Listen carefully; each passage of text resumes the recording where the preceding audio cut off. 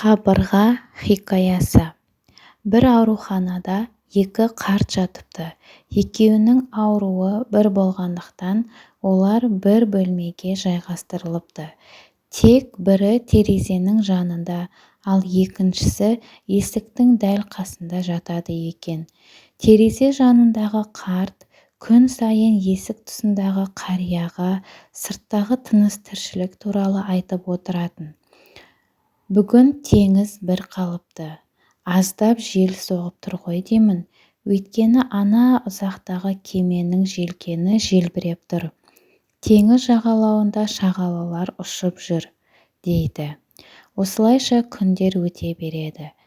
Күндердің күнінде бірінде әлгі терезе жанындағы ақсақалдың жүрегі ұстап нашарлап қалады. Әдетте бөлмедегі қоңырау түймесін баса қалса, дәрігер жетіп келетін. Ал бүгін қасындағы қарт дәрігерді шақыратын түймені баспады. Өйткені терезеден дүниені өзі көре алмай, тек көршісін тыңдаумен ғана шектеліп жататын. Сол есіне түсті ме, шайтанның сөзіне еріп, қоңыраудың түймесін басуға құнттатты да қоймады. Осылайша ол досын жазықсыз өлімге қиды да жіберді.